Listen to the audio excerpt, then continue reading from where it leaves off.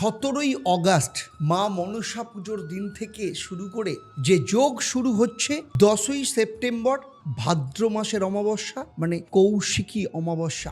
এই সময় এতটাই পবিত্র, এতটাই গুরুত্বপূর্ণ যে কিছু মানুষের ভাগ্যের চাকা সম্পূর্ণ ঘুরে যেতে পারে। কারো কপাল এই সময় খুলে যেতে পারে, আবার কারোর ক্ষেত্রে এই সময়কে যদি উপেক্ষা করেন তাহলে বছরের সব থেকে বড় সুযোগ কিন্তু হাতের বাইরে চলে যাবে। আজ এই ভিডিওতে আপনাদের সামনে আমি এমন 6টা রাশির কথা বলবো যাদের এই মনসা পুজো থেকে শুরু করে 10ই সেপ্টেম্বর কৌশিকী অমাবস্যার মধ্যে যাদের জীবনে বড় সুযোগ আসবে, যাদের জীবনে পরিবর্তন হতে পারে। আর সেই সাথে এই 6টা রাশি ছাড়াও বাকি যে 6টা রাশি রয়েছে তারা এই সময়কে কাজে লাগালে তাদের জীবনে কি কি পরিবর্তন হতে পারে। শুধু পরিবর্তন নয়, আজকে যেখানে আছেন সেখান থেকে আপনার জীবন 180 ডিগ্রি ঘুরে যাবে। সেটা নিয়ে ডিটেলস আলোচনা করব। চলুন প্রথমেই আসি মেষ রাশির কথা। দেখুন মেষ রাশির বন্ধুরা, আপনাদের কর্মক্ষেত্রে এবং ব্যবসার জায়গায় যদি বলি, এই যোগের মধ্যে আপনার জীবনে যা সমস্যা চলছে বা যে সিদ্ধান্ত, সাহসী সিদ্ধান্ত আপনি নিতে চাইছেন, আপনি যদি ঠিক মতো নিতে পারেন তাহলে কিন্তু আপনি সঠিক প্রমাণিত হবেন। যারা ব্যবসার ক্ষেত্রে বিনিয়োগের জন্য ভাবছেন নতুন করে, তাদের জন্য এই সময় শুভ। চাকরিজীবীদের জন্য একটা প্রতিযোগিতামূলক পরিস্থিতি তৈরি হতে পারে, কিন্তু আপনি নিজেই জয়ী হবেন। আর্থিক দিক থেকে আচমকা খরচ চাপ থাকলেও, কারণ যেহেতু আপনাদের শনি 7.5 চলছে, এটা আপনাদের মাথায় রাখতে হবে। মনসা পুজোর পর থেকে ধীরে ধীরে সেই চাপ কিন্তু কমতে শুরু করবে। আর প্রেম এবং বিবাহের ক্ষেত্রে বলবো, যারা সিঙ্গেল রয়েছেন তাদের জীবনে কারোর প্রবেশের যোগ রয়েছে।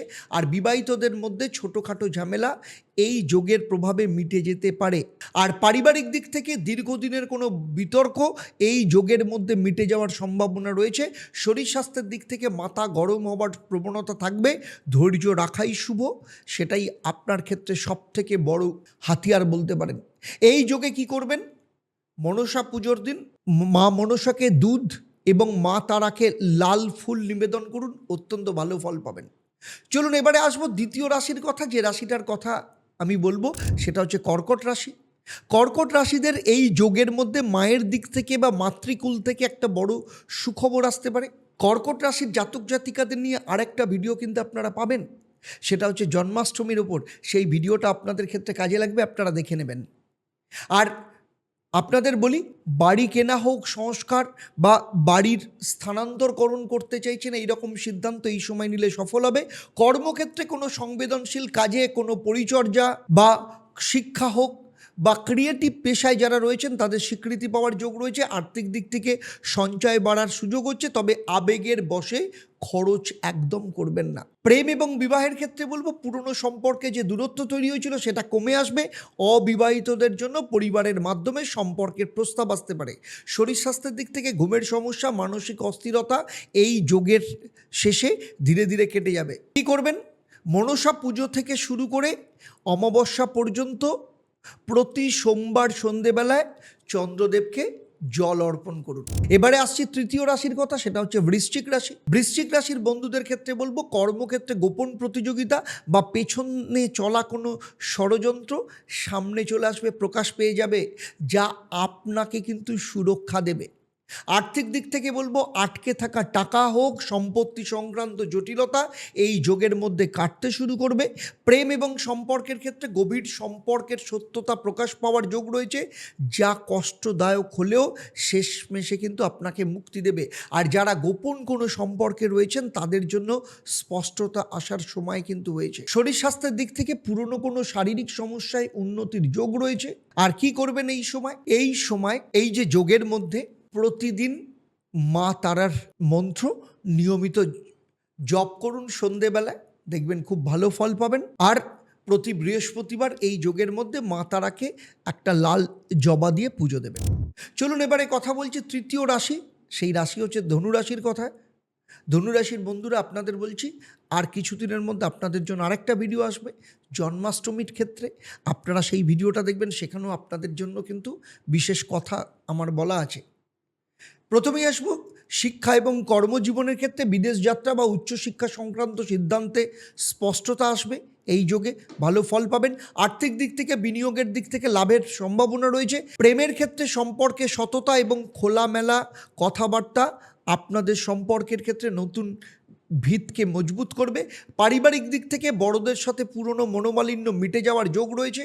আর কি করবেন, এই যে মা মনসা পুজোর দিন থেকে শুরু করে একদম কৌশিকী অমাবস্যা 10ই সেপ্টেম্বর, এই সময় এই যোগের মধ্যে প্রতিদিন নিয়ম করে অন্তত একটা শ্লোক হলেও গীতার পাঠ করুন এবং হলুদ ফুল নিবেদন করুন, অত্যন্ত ভালো ফল পাবেন। এবারে আসছি মকর রাশির কথায়। দেখুন, মকর রাশির জাতক জাতিকারা আপনাদের বলছি, কর্মক্ষেত্রে দীর্ঘদিনের পরিশ্রমের ফল পাওয়ার সময় এসেছে। কারোর ক্ষেত্রে পদোন্নতির যোগ রয়েছে, প্রমোশন ইনক্রিমেন্ট দুটোই পেতে পারেন। আর্থিক দিক থেকে ধীরে ধীরে আর্থিক স্থিতিশীলতা বাড়বে। প্রেমের ক্ষেত্রে বলবো, সম্পর্কের ক্ষেত্রে বিশেষ করে গভীরতা এবং দায়বদ্ধতা বাড়বে। বিবাহের ক্ষেত্রে নতুন প্রস্তাব আসতে পারে। আর শরীর স্বাস্থ্যের দিক থেকে পুরনো কোনো শারীরিক সমস্যার ক্ষেত্রে যদি থাকে, সেখানে কিন্তু স্বস্তি মিলবে। কি করবেন এই সময়? এই সময় প্রতিদিন সন্ধেবেলায় তিলের তেলের প্রদীপ জ্বালিয়ে মা তারার সামনে নিবেদন করুন, খুব ভালো ফল পাবেন। এবারে আসছি কুম্ভ রাশির কথায়। দেখুন, কুম্ভ রাশির ক্ষেত্রে কর্মজীবনে অপ্রচলিত ক্ষেত্রে, যেটা চিরাচরিত নয়, এরকম জায়গা থেকে সাফল্যের যোগ রয়েছে। নতুন কোনো টেকনোলজি হোক বা ক্রিয়েটিভ কাজে ভালো ফল পাবেন। আর্থিক দিক থেকে হঠাৎ করে আয়ের নতুন উৎস খুলে যেতে পারে। প্রেম এবং সম্পর্কের ক্ষেত্রে বলবো, একাকিত্ব কাটিয়ে নতুন বন্ধন তৈরি হবে, তবে ধীরে ধীরে এগোন। কি করবেন? কালো তিল দান করুন এবং মা তারাকে নীল ফুল নিবেদন করুন, কারণ তিনি নীলপদ্ম পরিস্থিতাম। তাই মা তারাকে নীল ফুল নিবেদন করুন, যথেষ্ট ভালো ফল পাবেন। কেন মনসা পুজো থেকে কৌশিকী অমাবস্যা পর্যন্ত এই সময়টা এত শক্তিশালী? দেখুন, মা মনসা হলেন বিষ এবং ভয় নাশকারী দেবী। যখন তার পুজো শুরু হয়, তখন থেকেই শুদ্ধিকরণের প্রক্রিয়া শুরু হয়ে যায় আপনার চারপাশের নেতিবাচক শক্তির ওপর। এই শুদ্ধিকরণ ধীরে ধীরে বাড়তে থাকে। আর যেদিন কৌশিকী অমাবস্যা আসেন, সেদিন তো মা তারার শক্তিতে সেই শুদ্ধিকরণ পূর্ণতা পায়। এবারে মেষ থেকে মিন সব রাশির জাতক জাতিকাদের বলছি অত্যন্ত গুরুত্বপূর্ণ কথা, সেটা হচ্ছে আগামী 10ই সেপ্টেম্বর সন্ধেবেলায় কৌশিকী অমাবস্যার দিন আমি নিজে মা ঈশ্বরী মন্দিরে এক মহাযজ্ঞের আয়োজন করেছি, যেখানে একসাথে মহাকাল, মা বগলা এবং মা তারার বিশেষ যজ্ঞ হবে। এই 3 শক্তি একসাথে সেই যজ্ঞে যখন আহুত হবেন, এই যোগ কিন্তু বছরে বারবার আসে না এবং এটা সত্যি একটা বিরল সুযোগ। যারা এই যজ্ঞে সরাসরি সংকল্প নিতে চান বা নিজের মনস্কামনা পূরণ করতে চান, তারা যোগাযোগ করুন।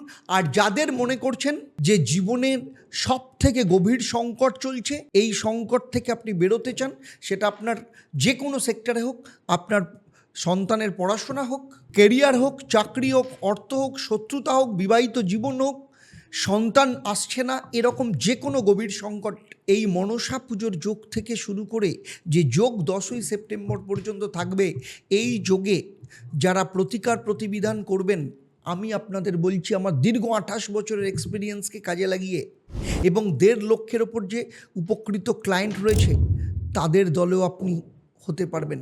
তাই আমি বলবো, এই সময়কে কাজে লাগান। নিচের যে নাম্বার রয়েছে, সেই নাম্বারে ফোন করে এক্ষুনি অনলাইনে কিংবা চেম্বারে কনসালটেশনের জন্য বুক করতে পারেন। আর কি করবেন? কমেন্টে যান, কমেন্টে গিয়ে জয় মা তারা, জয় ঈশ্বরী মা লিখে নিজের রাশির নাম, নিজের নাম জানান। আমি আপনার সাফল্যের জন্য প্রার্থনা করব, আপনার নামে সংকল্প করব।